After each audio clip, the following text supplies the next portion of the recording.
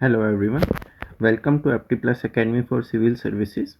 So in this video we are going to discuss the most important current affairs for civil services examination from the month of March 2026. So let's begin with the first topic.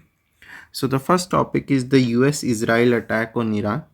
So the context is that as we all know that US and Israel they launched coordinated strikes on Iran's nuclear facilities, military facilities, as well as energy infrastructure. So this led to a widespread regional conflict which also involved your Gulf countries and Lebanon. ठीक है, तो इसके काफ़ी significant geo political as well as economic implications हैं. So let's understand the conflict first.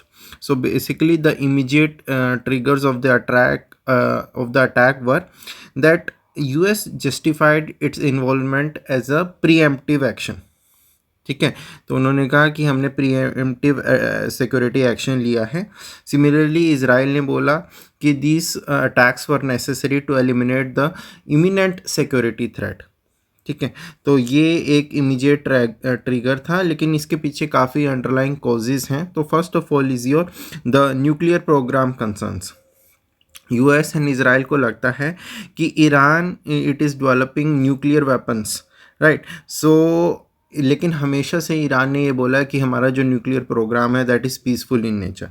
So that is the first thing. Second thing is your long standing geopolitical rivalry. ठीक है, so after the 1979 Iranian revolution Iran ने बहुत US और Israel को oppose किया है. ठीक है, Iran has supported the anti Israel groups and both US and Israel they view Iran as a major strategic threat. ठीक है, so long standing geopolitical rivalry that is the second cause. Third is the breakdown of diplomacy. ठीक है, अगर आप news follow कर रहे होंगे तो आपने देखा होगा कि just before the attack negotiations were going on, so they collapsed just before the strikes. So this led to a shift from diplomatic engagement to military confrontation. एक फैक्टर हम ये बोल सकते हैं that is the strategic objective. तो Israel ये चाहता है कि they want to neutralise the Iran nuclear and missile capabilities और उनकी लीडरशिप को वीकन करना चाहता है. And US also wants to prevent Iran from threatening its regional interest as well as the allies in the region. ठीक है, so that is the basic causes behind this attack. Now what is the nature of the conflict. तो जैसे ही US और Israel ने attack किया so Iran also retaliated. So there were missile attacks, drone attacks on Iran, on US aligned countries such as Qatar, UAE, Saudi Arabia. और अब conflict Lebanon में भी एक्सपैंड कर गया. ठीक है, फिर द हेजबोला. ठीक है, it is opening a totally new front, right. Oil का इंफ्रास्ट्रक्चर, गैस का infrastructure, shipping routes, military bases all have been attacked and targeted. ठीक है, तो अब इसका क्या इकोनॉमिक एंड एनर्जी इम्पैक्ट है. फर्स्ट ऑफ ऑल सबसे इम्पोर्टेंट है हमारा the strait of Hormuz disruption. तो ये almost 20% of the global oil supply carry करता है and this has been severely disrupted. ठीक है, तो the oil prices they have crossed $110 पर बैरल. ठीक है, and this has affected the inflation. It has in fact affected the global markets also, and the energy infrastructure has been damaged and thus the supply has been reduced and volatility has increased. अगर हम बात करें humanitarian impact की, so almost 3300 deaths in Iran have occurred. There has been large scale displacement. A number of civilian losses have been noted. ठीक है, so this war can last for several weeks now. अभी भी US president ने बोला है कि almost 4 to 6 weeks में the conflict could last. And Israel ने बोला है we will continue the operations as long as necessary. ठीक है, तो अब सवाल उठता है कि इसका इम्प्लीकेशंस ऑन इंडिया क्या है. ठीक है, so that is important. So first of all we need to understand the energy security. ठीक है, एनर्जी के ऊपर अगर बात करें तो India imports almost 85 to 80%, 88% of its crude oil and a significant portion of natural gas. Much of it is coming from West Asia. तो अब अगर स्पेसिफिकली स्ट्रेट ऑफ हॉर्मुज की बात करें तो यहाँ से 40% of India's crude oil and over 50% of LNG imports are coming, ठीक है। ऑल दो ग्लोबल लेवल पे 20% है, तो हमारा 40 एंड 50% है, समझ गए। तो क्रूड प्राइसेस भी बढ़ रहे हैं, तो ऐसे में इंडिया का इंपोर्ट बिल बढ़ेगा, इन्फ्लेशन के ऊपर प्रेशर होगा, so energy security becomes a question mark. Secondly, as I told you, India is heavily dependent on West Asia for LPG as well as LNG। तो इनकी इसकी वजह से we can see disruptions, we can see shortage, we can see price volatility also. Third, trade and economic impact. High energy prices होंगे तो obviously हमारा जो current account deficit है that will widen, and it will also put fiscal pressures due to increased subsidies, right. फिर आपका rising logistic cost होगा, rising shipping cost होगा due to the regional instability, and this can also disrupt the trade flows as well as the supply chains. फिर Indian diaspora, तो almost 80 to 90 lakh Indians are living in West Asia, so this is very critical region for India for the remittances, ठीक है। तो उनकी safety, उनका evacuation and simultaneously आपका remittance flow, that all are getting affected. फिर there are certain strategic and geopolitical challenges also, क्योंकि India की Iran के साथ भी अच्छी रिलेशन है, इसराइल के साथ अच्छे रिलेशंस हैं, so we need to have a balance, ठीक है। तो वो सिचुएशन कॉम्प्लेक्स बन जाती है इंडिया के लिए। तो जो इंडिया की स्ट्रैटेजिक ऑटोनॉमी है, ठीक है, उसको कंस्टेंट करते हैं इस तरीके के conflicts, right. Then there are certain projects like Chabahar port in Iran, so they can face delays due to this instability. Then maritime security, trade routes, all these are affecting India as well. But at the same time, this is an opportunity for India also कि हमें अपनी energy diversification को बहुत तेज़ करना पड़ेगा।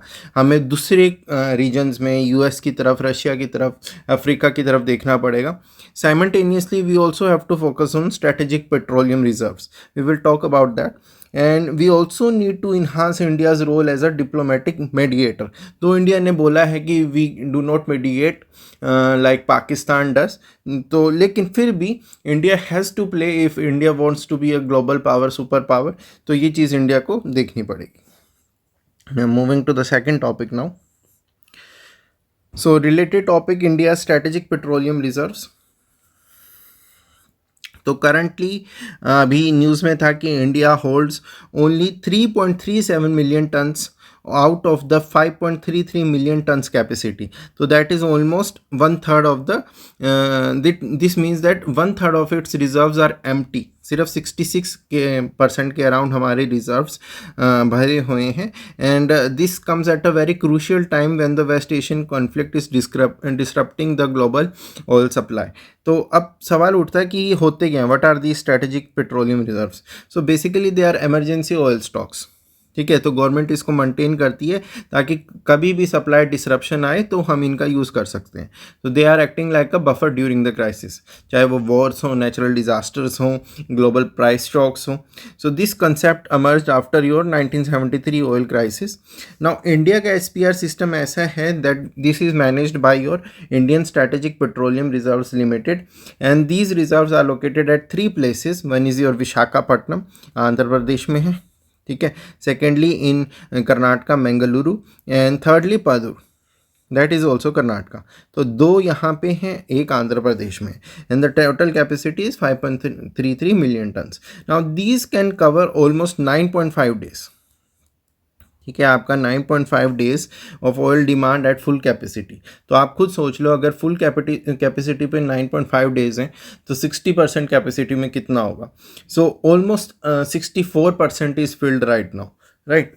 तो जैसे मैंने आपको बताया था कि इंडिया ऑलमोस्ट 88% अपना क्रूड ऑयल इम्पोर्ट करता है। तो if we talk about the total oil stock including the commercial reserves, so we have almost 74 days of supply, ठीक है। जबकि जो आपका इंटरनेशनल एनर्जी एजेंसी है वो रिकमेंड करता है that we should have 90 days of reserves, which is not being met by India, ठीक है। तो so the current situation is a cause of concern for India, so this means we should expand our SPR, और इस direction में कदम उठाए भी गए हैं। if you have been following the current affairs, so Chandikol in Odisha and Padur in Karnataka जहाँ पे existing है, so the new sites will be added here. ठीक है. Then we can also explore the exploration of commercial models such as leasing the storage to global oil companies. This can also be undertaken, and also we have to look for alternative sources, right? Now this is also related topic. So अभी क्या हुआ है कि LPG, that is liquefied petroleum gas, and LNG, that is liquefied natural gas. So LPG is getting more affected, more impacted than LNG due to its higher dependency as well as supply concentration. तो यहाँ पर आपको पता होना चाहिए that what is LPG, what is LNG. For example, the LPG, that is composed of propane and butane, whereas LNG, that is basically your natural gas, methane. ठीक है. तो यहाँ पर दोनों का सोर्स डिफरेंट होता है. LPG is coming as a bio product of your crude oil refining, where as LNG that is extracted from natural gas fields, right. So LPG क्यों हिट हुआ, तो आपको पहले ये पता होना चाहिए what is the difference between the two, and then you should also know that why LPG is being hit more. तो अगर हम एलपीजी की बात करें, so almost 60% of its demand is being met through import. India's demand is being met through import, and 90% of this is passing through the Strait of Hormuz. तो आप खुद सोच लो, अगर यहाँ पर ये ब्लॉक हो जाता है, ये स्टेट ब्लॉक हो जाता है, तो कैसे हमारा डिसरप्शन हमें फेस करना पड़ेगा. And this is being seen also that India का almost 54% of total LPG supply was disrupted through this. Yes. Now, second factor is the greater household dependence. So LPG is the primary source of cooking for almost 33 crore households in India, whereas PNG, that is the pipe natural gas, that is limited to almost 1.5 crore households. तो obviously impact larger population को face करना पड़ेगा. Also the supply rigidity is there. The LPG chains, they are dependent upon physical shipment on cylinder distribution. So this makes diversification slower. LNG, though it is also affected, but it has relatively more flexible sourcing. ठीक है. So we can have diversification options there, right? So then another factor is the infrastructure constraints. Because LNG can be rerouted. ठीक है. It can be supplied through pipes, it can be supplied through terminals, whereas LPG, it depends upon the import terminals and bottling plants, right? So these are some of the factors you should know. Moving ahead. Now this is a altogether different topic. So the WTO 14th Ministerial Conference, so it is being held in Cameroon, right? So you should know this, and you should also know a little bit summary about the earlier ministerial conferences. Now first question arises is, why is this WTO important altogether? ठीक है. तो World Trade Organization basically it sets the rules for the global trade. ठीक है. ताकि जो countries हैं they can trade fairly, they can trade smoothly. अब ऐसे में कंट्रीज़, अगर एक ग्लोबल ऑर्गेनाइजेशन है, तो वो ये इंश्योर करता है कि the countries they are not discriminating against each other. ठीक है. तो और अगर कोई डिस्प्यूट है भी, तो कंट्रीज़ को एक प्लेटफॉर्म मिलता है उस डिस्प्यूट को रिजॉल्व करने के लिए. So that is the role of the WTO. अब क्वेश्चन ये उठता है कि करंट प्रॉब्लम क्या है. First thing, that the dispute system at WTO, it is not functioning properly. ऐसा क्यों है? Because the appointment to its appellate body, they have been blocked. They have been blocked by the superpowers. Secondly, some major countries, they are taking unilateral actions. ठीक है, कि tariffs impose कर दिया, तो इसकी वजह से हमारे जो ग्लोबल ट्रेड रूल्स हैं they get weakened obviously. And thirdly, there is also a shift from collective decision making to smaller group agreements. तो ऐसे में ग्लोबल ऑर्गेनाइजेशन की इंपॉर्टेंस पे क्वेश्चन मार्क डलता है. ठीक है. तो आपको समझ आ रहा होगा मैं किस कंट्री की बात कर रहा हूँ. नाउ अब सवाल उठता है कि what are the key issues being discussed at this ministerial. तो पहला तो है आपका ई कॉमर्स के रिलेटेड. सो 1998 के बाद से the countries they have agreed not to impose any custom duties on digital goods. ठीक है, जैसे आपका सॉफ्टवेयर हुआ, मूवीज़ हुआ, ऑनलाइन सर्विसेज हुआ। तो इंडिया अब इस चीज़ को अपोज कर रहा है। इंडिया कह रहा है कि we can lose the future tax revenue because of this, as this digital trade it is now growing rapidly. ठीक है, तो India wants flexibility. India says we need to regulate our digital economy. तो पहला issue ये है। Second issue, investment facilitation agreement. अब ये agreement क्या है? Basically this agreement it aims to make it easier for the foreign companies to invest in different countries. ठीक है, तो वहाँ के जो प्रोसीजर्स होते हैं उनको सिंप्लीफाई करता है। So many countries are supporting it, but India it is opposing it. Why India is opposing it? Because India feels it is a plurilateral agreement. ठीक है, means not all countries are part of it. तो India ये समझता है कि because of this the principle of equal participation that is getting weakened in decision making. So that is the second issue. Third, your public stock holding for food security. So this is very important for India. Food subsidy. So India क्या करता है? It buys the food grains from the farmers at a fixed price and then distributes them to the poor people. अब WTO क्या करते हैं? WTO के rules क्या करते हैं? They limit how much a subsidy country is giving to its farmers. तो वो लिमिट है WTO के according. So India wants a permanent solution. ठीक है, ताकि जो उनके फूड सिक्योरिटी प्रोग्राम्स हैं they can continue without any illegal challenge. So these are some of the concerns that India is having. तो इंडिया वांट्स दैट हमें flexibility मिले, हमें अपने फार्मर्स को सपोर्ट करने की एबिलिटी हो, पुअर पीपल को सपोर्ट करने की एबिलिटी हो। ठीक है, so these are some of the concerns India is having. So now what is India's strategy? ठीक है, अब सवाल उठता है इंडिया की स्ट्रैटेजी क्या है। So India is basically taking a cautious approach कि हम कुछ प्रपोजल्स को अपोज करेंगे while we will continue to participate in the negotiations.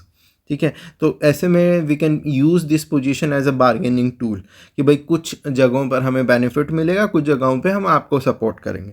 Right, तो इंडिया बेसिकली यही चाहता है कि जो रिफॉर्म्स हैं they should be fair, they should be inclusive in nature. Right, लेकिन सवाल ये भी उठता है, अब जैसे ही आपका एफडी हुआ, investment facilitation agreement. So this basically many countries are supporting these agreements. तो ऐसे में इंडिया आइसोलेट हो सकता है। ठीक है, then there is also pressure that you need to balance, you need to keep a balance between your national interest as well as your global cooperation. Right, so this is the challenge for India. Next, the Central Armed Police Forces General Administration Bill. सो basically अभी क्या हुआ है, the government it has proposed a new law to regulate the recruitment as well as the service conditions in your CAPF, the Central Armed Police forces, जो आपका जैसे कि BSF हुआ, आपका CISF हुआ, ITBP हुआ, SSB हुआ। Right, so this bill comes after a Supreme court judgment. Supreme court ने ये बोला था the government should reduce the deputation of this Indian Police Services officers in these forces. अब गवर्नमेंट ने उसका उल्टा किया। सो बेसिकली 2025 में सुप्रीम कोर्ट ने ये डायरेक्शन दी थी कि धीरे धीरे करके आप IPS ऑफिसर्स की डेपुटेशन को कम करो। ठीक है, कि एक्सेसिव डेप्यूटेशन की वजह से जो ऑलरेडी सर्व कर रहे हैं आपके CAPF में, उन लोगों की कैरियर ग्रोथ हैम्पर होती है, उनका मोराल हैम्पर होता है। तो गवर्नमेंट ने फिर रिव्यू पिटीशन डाली, दैट वाज आल्सो रिजेक्टेड। तो गवर्नमेंट ने अब ये बिल लेके आ गए हैं। अब तो बिल के क्या प्रोविजंस हैं? First of all, it provides for a legal framework for the CAPFs कि भाई ये एक अम्ब्रेला लॉ की तरह काम करेगा, जो कि रेगुलेट करेगा आपकी रिक्रूटमेंट को, प्रमोशन को, सर्विस कंडीशन को of the officers in your Central Armed Police Forces. So this is the first thing. Second thing, it talks about the powers. ठीक है, powers of the central government. अब जो central government है, इसमें जो Ministry of Home Affairs है, it will have the authority to decide the recruitment methods, the promotions as well as the deputation rules. तो अगर कोई एग्जिस्टिंग रूल्स हैं, कोई कोर्ट जजमेंट है, उनको भी it will override in the case of a conflict. So आपका MOH getting a lot of powers under this. Third, deputation of IPS officers. ठीक है, अभी क्या है कि ऑलमोस्ट आपका 50% of the post at the IG level will be filled through deputation, and 67% of the post at the ADGP level will be filled through this deputation. Top post like your DG and special DG, they will be fully filled through आपका deputation. So these kind of provisions are there. अब सवाल उठता है कि government क्यों support कर रही है इस चीज़ को.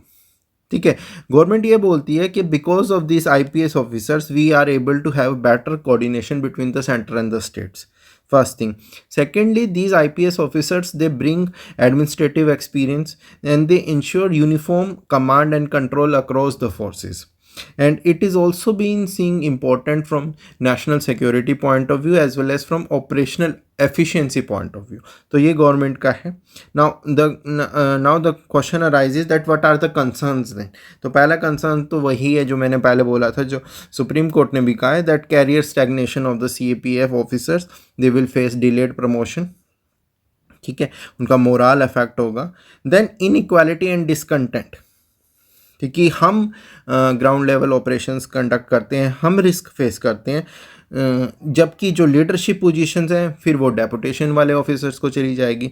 तो this is also valid point. Thirdly, पे एंड सर्विस डिस्पैरिटी. तो benefits like non-functional upgradation, that means better pay progression, they are not properly implemented for the CAPF officers, right? And this is also one of the concern is that we are overriding the Supreme Court judgment. तो एक judiciary versus executive का अलग angle आ रहा है, right? And जैसे मैंने आपको बताया MOH के पास बहुत ज़्यादा पावर्स हैं, तो this is leading to excessive centralization also, right? So these are some of the concerns that this particular bill is having. So अब सवाल ये उठता है that we need to have a balance between operational efficiency and between coordination and between fair career progression as well as the morale of the CAPF officers, right? Supreme Court of India's verdict on maternity leave for adoptive mothers. सो basically Supreme court ने struck down किया है वो rule जो allow करता था maternity leave only to adoptive mothers who adopted a child below the 3 months of age. तो court ने बोला है कि all adoptive mothers are entitled to maternity leave regardless of the child's age at adoption. ठीक है, so what was the law earlier, basically under your maternity Benefit Act 1961 and the Code of Social Security 2020, adoptive mothers, they were eligible for 12 weeks of maternity leave only if the child was below 3 months. तो ये condition थी. ठीक है, if the child was older than 3 months no maternity benefit was provided. ठीक है, तो अब supreme court ने कहा कि ये हटाओ, ये कंडीशन को हटाओ. ठीक है, ऑल अडॉप्टिव मदर्स, सब सारी अडॉप्टिव मदर्स को 12 वीक की लीव मिलेगी फ्रॉम द अडॉप्शन डेट. ठीक है, तो बेसिकली जो आपका मदरहुड है that is not dependent on the age of the child. तो सुप्रीम कोर्ट ने क्या दिया है that this is violation of the article 14 that is the right of equality. ठीक है, सेकेंडली आपका जो ग्राउंड रियलिटी है दैट इज़ बीइंग इग्नोर्ड. ठीक है, बेसिकली क्या होता है, adoption is a long process, it is a long legal process. तो by the time a child is legally ready for the adoption बहुत बार 3 months से ज़्यादा एज हो जाती है. ठीक है, तो ऐसे में ये जो बेनिफिट होता है ये इम्पॉसिबल हो जाता है, मीनिंगलेस हो जाता है. Also the Supreme Court is saying that motherhood is not biological, it is not just biological thing but it also includes care, it also includes bonding, it also includes emotional support. ठीक है, तो also this is in the child's best interest. ठीक है, क्योंकि children को जो adopted children होते हैं specially those coming from certain institutions, they need extra care, they need bonding time. तो denying the leave reduces the ability of the mother to provide proper emotional support. फिर आपका article 21 the right to life and dignity, वो चीज़ आ जाती है कि maternity is linked to dignity, it is linked to autonomy, it is linked to family life, right? So these are some of the things, but now there are certain concerns also that children with disabilities, single mothers, ठीक है, तो इनको और भी ज़्यादा ज़रूरत है maternity leave की. तो ऐसे में this 3 month condition was not valid, right? So जब from prelims point of view the basic fundamental provisions of the Maternity Benefit Act, Code of Civil, the Social Security, they become important. Passive euthanasia. So you must have been following the case of Harish Rana case. Yes.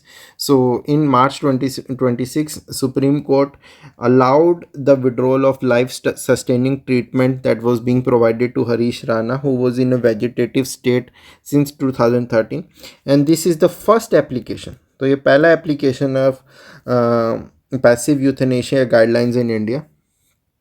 तो basically क्या था कि this particular supreme court judgment, it is based on article 21. ठीक है, जैसे मैंने भी बोला, right to live life with dignity. ठीक है, सो सुप्रीम कोर्ट ने बोला है this also includes the right to die with dignity in certain situations.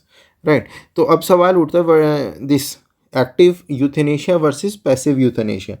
Active euthanasia में क्या होता है, we are directly causing death. ठीक है भाई, इंजेक्शन लगाया, लीथल इंजेक्शन लगाया, जिसकी वजह से the death occurs. This is illegal in India. ठीक है, active euthanasia is illegal in India, whereas passive euthanasia, that is withdrawing the treatment and allowing natural death, that is allowed. But this is also done under very strict conditions. ऐसे नहीं है कि ये यहाँ पर कोई गाइडलाइंस नहीं है, कोई रूल्स नहीं है.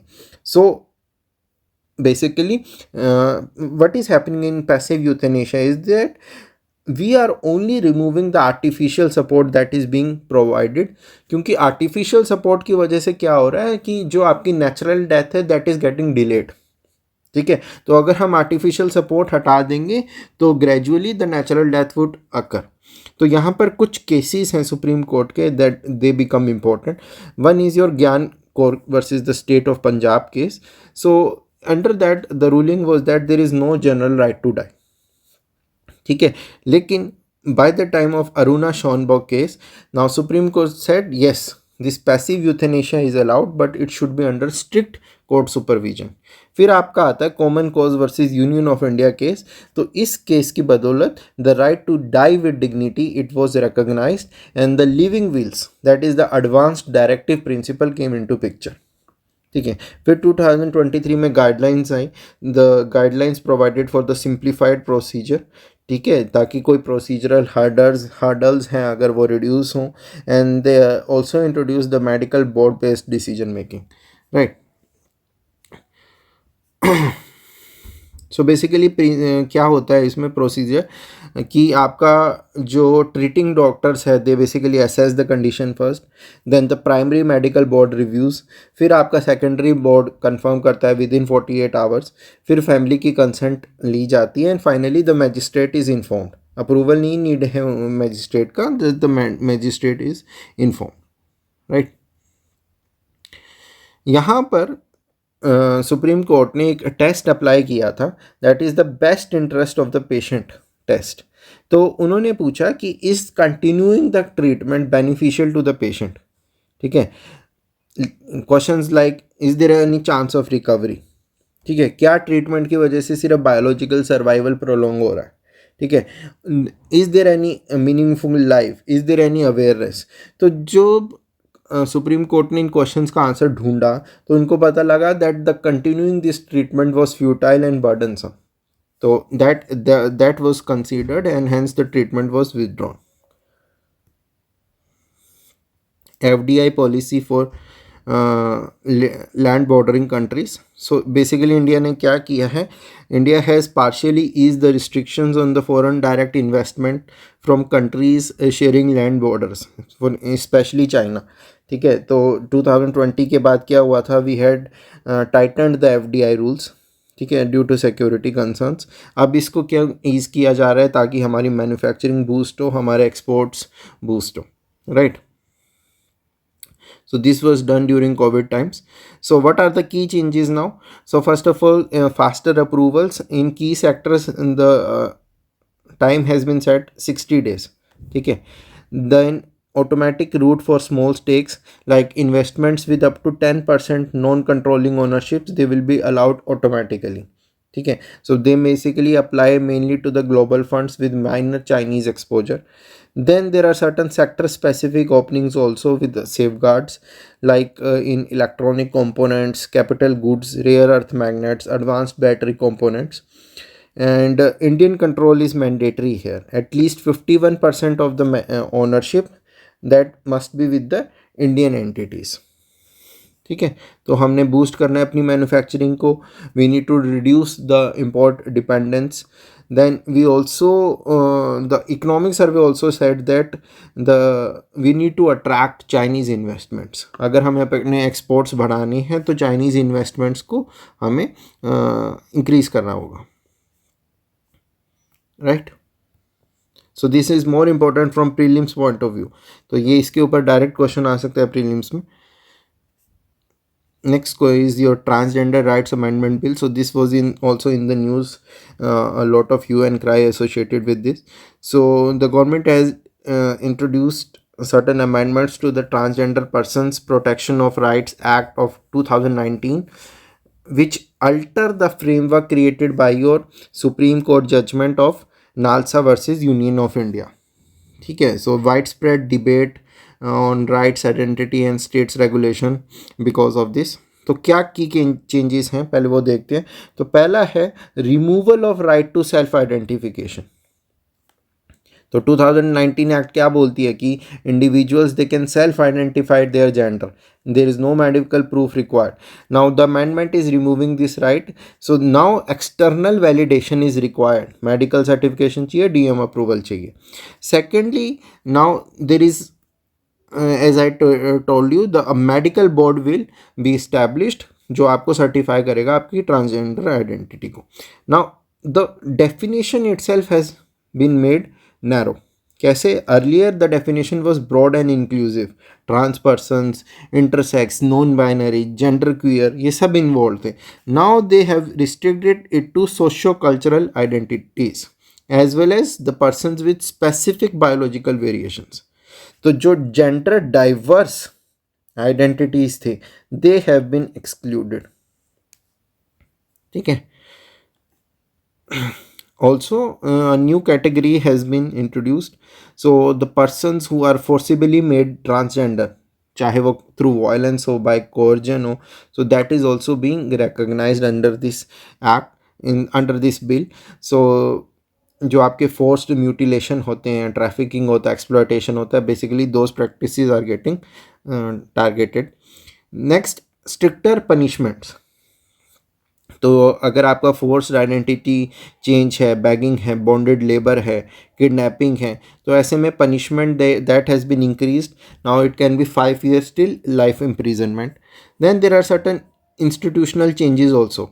So there are strict eligibility for representation in National Council for Transgender Persons. So greater role has been given to bureaucrats, medical authorities. अब सवाल उठता है कि गवर्नमेंट ने ये चीज़ की क्यों चेंजेस लेके आए. तो पहली चीज़ जो गवर्नमेंट बोल रही है that we need to identify genuine beneficiaries. ठीक है. क्या हो रहा है कि this self identification provision these are being misused, तो उसको हमें टैकल करना है. And the implementation of your welfare activities, the welfare schemes, that has to be improved. For this we require these changes. तो अब यहाँ पर क्या हो रहा है, there are lot of concerns are occurring. तो पहले तो आपके constitutional issues like article 14 that is equality, article 19 the freedom of expression, article 21 that is right to dignity and autonomy. So all these are getting affected. फिर आपके concerns हैं like this goes against the NALSA judgment. ठीक है, कि gender identity it is a personal right. ठीक है. Then we are also leading to medicalization of identity, कि भाई gender identity is a clinical condition. Many individuals they can now lose their recognition. So basically these changes are exclusionary in nature. फिर human rights concern कि भाई because of this rollback of dignity, autonomy, equality, there will be human rights challenges. So a lot of issues are there. Navik atomic clock failure. So recently, the India's regional navigation system, it suffered a setback after the atomic clock on board the satellite IRNS-1F. It stopped functioning. So this basically affects the system's ability to provide accurate positioning data. So पहले सवाल तो ये उठता है, what is नाविक? ठीक है. सो नाविक is nothing but your Indian regional navigation satellite system. तो उसका ऑपरेशनल नेम है navigation with Indian constellation. So this has been developed by ISRO, and it covers India as well as the 1500-kilometer area surrounding the region. Okay, so there are 7 satellites here, and the accuracy is of almost 10 meters over India. Okay, so what is the role of atomic clocks now? The atomic clocks, they measure the precise time signals. ठीक है. So satellites क्या करती हैं? They calculate the location using the time delays of the signals. So even a nanosecond error that can lead to a major location error. ठीक है. तो अगर clock fail होती है उसकी वजह से satellites they can not provide the positioning services. सिर्फ आपका जो कम्युनिकेशन सिस्टम रह जाता है. ठीक है. तो अब जो ये फेलियर हुआ है, एक तो आपका IRNS-1F वाला एटॉमिक क्लॉक फेल हो गया. इससे पहले भी कुछ सैटेलाइट्स ने they faced the clock failures. ठीक है. Also the new satellite NVS-02 it failed to reach the final orbit. तो ऐसे में क्या हो रहा है? The number of functional navigation satellites that has reduced, and the overall system reliability that has weakened. Right. तो NavIC is very important for India from strategic autonomy point of view. वरना India को डिपेंडेंट होना पड़ता है global systems पे, जैसे GPS हुआ. Then military applications, civilian uses, better regional accuracy. So all these are certain concerns for India. Measuring global warming, what's changing? So a new study has argued that the current method that is being used globally to measure the greenhouse gas emissions, that might be scientifically inadequate. ठीक है. और उसकी वजह से the climate policy and carbon markets they can get distorted. तो कैसे कर रहे हैं currently? The current method is that we are using a common unit called CO2 equivalent. ठीक है. So different gases like your methane are converted into CO2 equivalent and using global warming potential. ठीक है. जो most used standard है that is the global warming potential 100. ठीक है. Basically it measures the impact over 100 years. तो आप CO2 से compare करते हो कि जैसे मीथेन है, methane is 28 times more powerful than CO2 over 100 years. So that is the method that is being used currently. अब इसकी वजह से क्या होता है? इसकी वजह से क्या प्रॉब्लम अराइज हो रही है? First of all, we are treating all the gases using a fixed long term average. तो हम क्या इग्नोर कर रहे हैं? We are ignoring the timing. ठीक है. मीथेन है for example. Methane it is very powerful but it is short lived. ठीक है. This is short live. Carbon dioxide it is less intense but it last centuries. As a result जो methane का immediate impact है that is getting under estimated, whereas the faster climate benefits they are getting under valued. ठीक है. So what the new study is proposing is that we should go for RFA, radiative forcing based accounting. तो यहाँ पर क्या कर रहे हैं? We are basically focusing on the actual warming effect over time. ठीक है. So the measurement here is done on how strongly a gas traps the heat, how long it states in the atmosphere. ठीक है. तो GWP का अगर focus था fixed value के ऊपर, लॉन्ग टर्म एवरेजिंग के ऊपर, और वो टाइमिंग को इग्नोर कर रहा था, तो RFA क्या कर रहा है? Basically RFA is time sensitive. So it is tracking the real time warming impact, right? तो फाइंडिंग यही थी कि मीथेन को we are under valuing by almost 36 to 40% under the current system, right? अब ये क्यों इंपॉर्टेंट है? Why this calculation is important? First of all, carbon markets, जो आपके कार्बन क्रेडिट्स हैं, they are based on emission calculations. तो अगर हम रॉन्गली मेजर कर रहे हैं then we are wrongly pricing the credits. first of all. Second, climate policy. So policies are too focused too much on your long term gases. So methane reduction की वजह से जो हमें क्विक विन सॉल्यूशंस मिल सकता है हम उसको ignore कर रहे हैं. Yes. Semaglutide patent expiry, right? So if you must have been following the semaglutide, this is basically a popular weight loss drug by the Novo Nordisk. So इनका जो patent था that has expired, and this has allowed the Indian companies to launch the cheaper generic versions. So around 50 brands are expected to enter the market. So basically this drug, semaglutide drug, it is a type 2 diabetes drug and used for weight loss, that is obesity treatment. So this belongs to a class called the GLP-1. ठीक है, GLP-1 receptor agonist, and it works by reducing the appetite, slowing the digestion and helping the control of blood sugar. ठीक है. तो अब क्या होगा, because of the patent expiry companies are coming like Natco, Zydus, Sun Pharma. तो जो कॉस्ट थी, the cost of the drug that is expected to drop almost 30% reduction can be seen. तो अगर पहले 8,000 का था तो नाउ ऑलमोस्ट 1300 का मिलने लग जाएगा. It will also have increased accessibility because now more people can afford the treatment, right. So अब क्वेश्चन ये उठता है कि क्यों इंडिया में इस तरीके के drugs they are now getting so much, why people are following such kind of drugs. तो यहाँ पर अब इशू आता है the obesity crisis in India. ठीक है. So India almost 254 million people are obese in India. So the cases, they are rising rapidly amongst not only adults but also amongst children. पहले क्या था, obesity it was seen as a lifestyle problem, but now as per WHO also it is being seen as a chronic disease. ठीक है. तो ऐसे में क्या हो रहा है that not only the focus is on lifestyle changes but also on medicines, surgery etcetera in certain cases.